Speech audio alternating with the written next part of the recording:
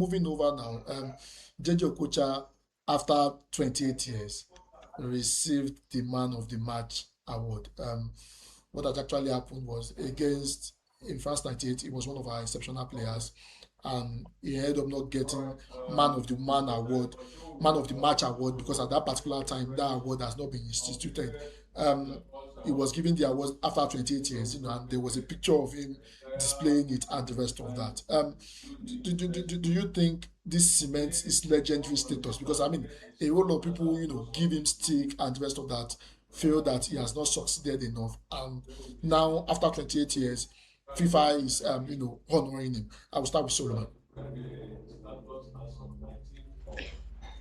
What other legendary status does JJ Okocha want to cement? He already is a legend.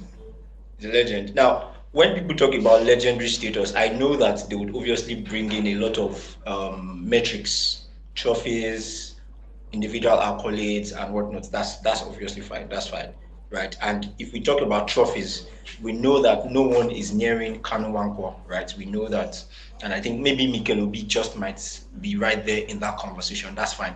But when we also talk about legendary status, we're talking about how much of an impact this person has had on the football that we play. After Okocha, please, how many Nigerian players can dribble? How many Nigerian players can even play a free kick? After Okocha, how many Nigerian players can dribble, can dazzle, that you would see and say, that's the thing. And I don't think it's just a Nigerian thing. I'm digressing now. I don't think it's just a Nigerian thing. I think it's a world thing. The flair that we grew up watching, in terms of the football flair that we grew up watching, is no longer there. We have strikers that cannot dribble. Come on, you can't dribble. You're a striker. I know that, yes, you want to score goals. I know that that's the major function of a striker. That's fine. That's fine. But look at the likes of R9. Delima Ronaldo will dribble a goalkeeper. You will be in awe. Just what I'm saying. So when we talk about Okocha's legendary status, this is just this is not even an icing on the cake. The icing has been on the cake for a very long time. This is just a very, actually, left to me, it's just a very good way of recognizing that performance, because prior to 2002, there was no superior player of the match award, and for him to be recognized, it tells you that 28 years later, people can still look back at that performance and say, indeed, there was a player. I wrote I once wrote a an article on the Nigerian Super Eagles, their performances at the World Cup, and do you know that Okocha was one of the substitutes for the whole, the way they would set up a FIFA 11 team. Okocha was in the substitute in that tournament. That's how much he does it, even though we did not exactly progress beyond the way we should have. I mean, you can say that there are some dodgy refereeing decisions and whatnot, but for people to still look back at that performance against Spain, and bear in mind that it was not just a one-off performance against Spain, he did the same thing, or if not more, against Bulgaria as well. In that same World Cup, he did the same thing against Bulgaria. The leg over the flick over the ball. Brilliant footballer. Do you understand? Again, as I said, that flair is just not there anymore in football. But as I said again, to be remembered for such a performance 28 years after, it just tells a lot of how well he did in that particular match. And again, as I said, the legendary status has been cemented long before now. The recognition is just actually beautiful to see. The recognition is actually, so, big ups to Okocha, and big ups to FIFA for recognizing him in that manner. And that's very fantastic. I will go to, um, I mean, Collins. After 28 years, they are recognizing him, and there's been a whole lot of jury out on him as regards. Okocha has not achieved a whole lot. Um, he just knows how to do a whole lot with the ball and the rest of that. However, Solomon made mention of something that I think a whole lot of us overlook. If you look at the quality of players that we have at the moment. In as much as good as they are, the flair that the kind of JJ Okocha bring is missing. Do you think that's the reason why FIFA would dig into their archive and decide to reward him after 28 years, or it's just more of compensating him for he has not won anything much. Let's just use it to compensate him. Um, I think that the reason, back then there was nothing like man of the match.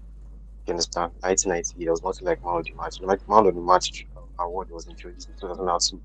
You understand? So I think that was one of the reasons they just look back and say, okay, let's give this guy man of the match for this play. But one thing that stand out like Nigeria won 3-2 in that match. You understand? Three goals were scored. Two assists were provided. No, actually one assist was provided.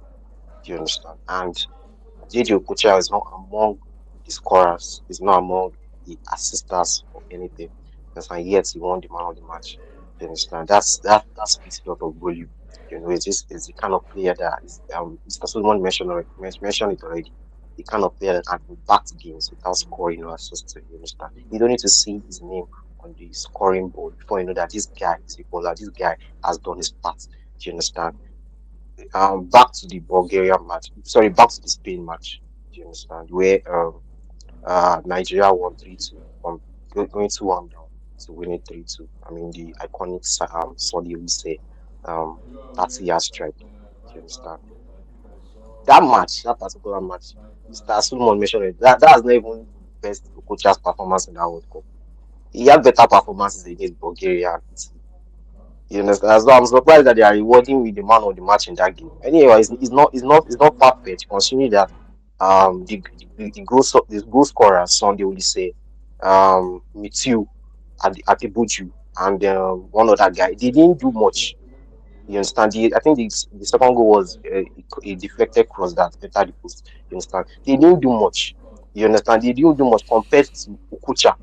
You understand? Because one would think, how about the goal scorers? How about the people that assist? You understand? Did anybody not score a brace? Did anybody not score an assist that they should give the man of the match?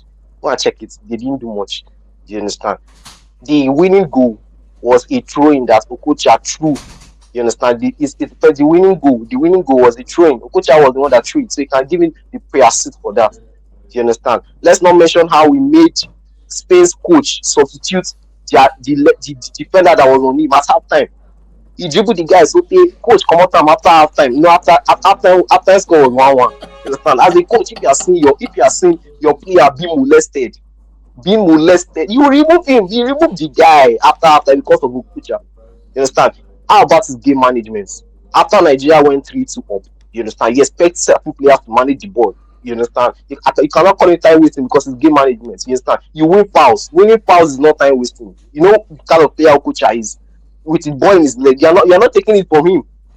You understand? You have to call God, call anybody you have to call to collect that ball from him. You understand? He frustrated the likes of Luis Enrique and Raul. He frustrated them. You understand? He was winning fouls. That proper game management. And this was when Nigeria were 3-2 up.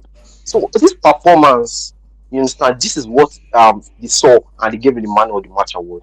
You understand? They didn't award Sonny Lisey for that winner. They didn't award any of the others because their performance did not stand out like his own. Do you understand? So I feel like it's great that he was awarded man of the match for that performance, even if we didn't.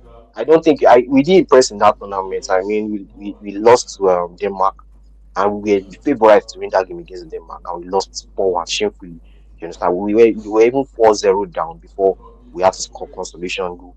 So that is a great thing. And as for the Okocha, the kind of player Okocha is, I mean, people clowning, people disrespecting most times because he's not the kind of player that has the numbers. He doesn't have the number of goals, the number of assists, and everything.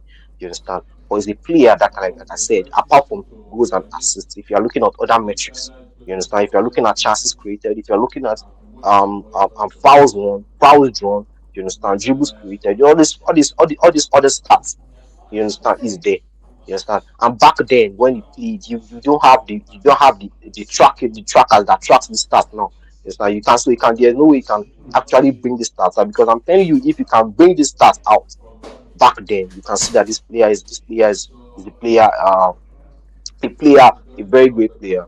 Do you understand? And it's as legend as far as legendary status is confirmed, he's a legend already. There's no disputing that. There's no disputing the fact that Okocha is one of the very best. Do you understand? We've heard coaches, we've heard great players, fellow coaches talk about him in manners that are great. Do you understand? So anybody that wants to clown Okocha for one or two, maybe his goals number is low, his assist number is low, and everything. Come on, you understand? Come on, back then, you understand? He has specific roles he played in teams.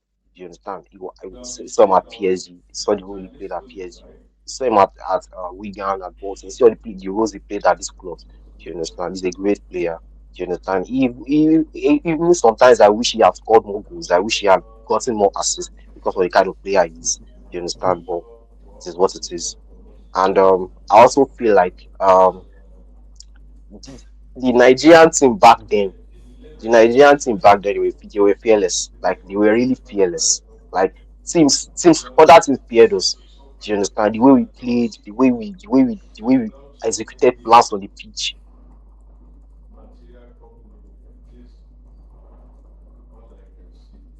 You understand? Because those were the good old days. You understand? I wish we can go back to that. It's a possibility because we have the talent. You understand? We have the talent. I mean, the people used to say Iwobi is the coach's cousin. So I feel like there should be a little bit of Okocha in him. You understand? I remember those days when Iwobi started. He would dribble one or two things and he would be showing those Okocha plays small small. But after some matches, he will go back to being Madwiki. You understand? There is no consistency. You understand? Nobody. We have the talents. I'm not saying we don't have the talents. So, Mr. Solomon mentioned something. How many players right now can dribble like Okocha? Can dribble like it's not like we can. We just have to fish them out. You understand? Them day. Now what's in them day. So we just have to fish them out. Thank you. Okay.